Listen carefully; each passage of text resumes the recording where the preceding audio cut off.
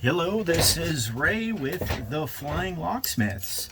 How are you today? Just calling to well, we had a call that came out recently for a customer stating that they were having an issue with their current operating key. I says, okay, no problem. We'll come on out and we'll check out the cylinder that you have. So basically, what we did is we went in, and the customer is able to stick the key in, but not be able to turn the cylinder. He actually has to pull the key out slightly in order to get that cylinder to turn. So you see that little gap right there in between the shoulder and the face of the plug there.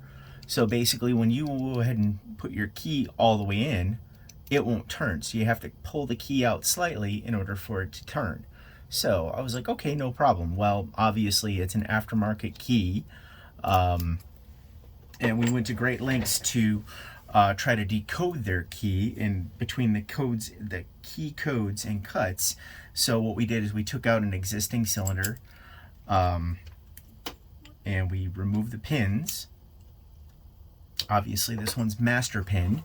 You can see that the master slipped out slightly right there, but on the shear line right there, you can tell that when the key is pushed all the way in, the pins sit slightly above the shear line. So when you pull the key out slightly, they recess and go back in and sit flush to allow that shear line to turn and operate. So what do we do in this case? Okay, well, I don't have a YALE slide gauge, which basically would look similar to something like this with the numbers and everything on it. You insert the key, and what it does is it tells you exactly, what the bidding is. But unfortunately, this is a Schlage, this is YALE. Schlage doesn't work on YALE. So what I had to do is guesswork. So what I tried doing is I dumped all the pins out of the cylinder and went through one by one and matched it up to the key chart for YALE, pin by pin. That's called zip pinning. So I got my initial biddings and cut a key, and the key did not work and operate. So I'm like, okay, well, that's because this key was off when I did my initial inspection. So I had to continue my investigation by individually dumping out each pin, each cylinder out of each pin, and very carefully taking the pin in the calipers, going through and measuring the indication or the depth of the pin. So this one sits at a 292. So I look at my chart, and the closest thing I have to a 292 is a 297, which would be a number 6 pin. So okay, not a problem. Go ahead and slightly put that back in there. The reason why it measures out 292 on the calipers is because of pin wear as well.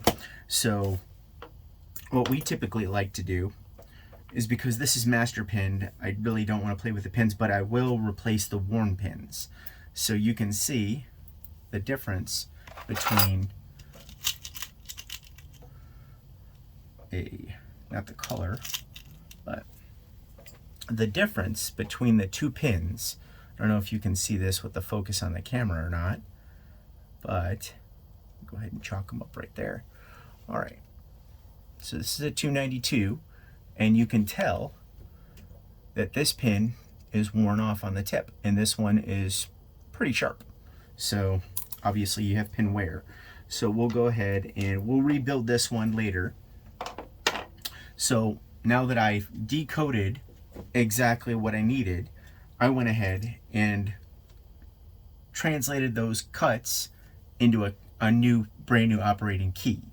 So went ahead and I transferred those, I cut the key and inserted in the cylinder, and you can tell that the key sits all the way to the key stop on the plug. And this does operate the key you can tell that the shear line for most of the pins does work. This particular chamber is a master chamber, so the master pin will sit a little bit, it should sit equal with everything else, but due to the wear on some of the pins, they will sit a little under the shear line. So I'm going to go ahead and stick this back into the cylinder, and it works great all the way to the key stop. And there we go. So once we decoded that, this key will continue to work only if you pull it out slightly. Still have that key issue, so I'm going to ask him not to use that key anymore. And we've got a new cylinder for one of their new doors, and we'll go ahead and pin that one up to the key spec here. So we have to insert this one, and I'm going to go ahead and get rid of those pins. So,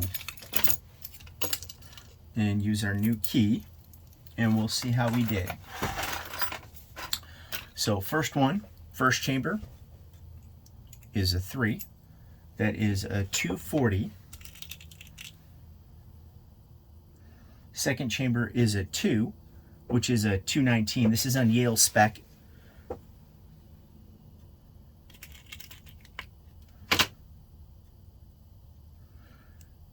Next one is a 5. That's a 276 on the chart.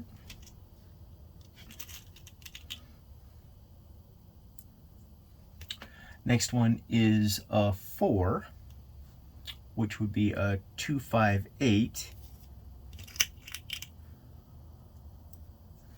And the next one would be a 6, and that is a 297. Okay. Obviously the pins are different colors because it's a Color Passport lab pinning kit, but you can see that the shear line is nice and smooth.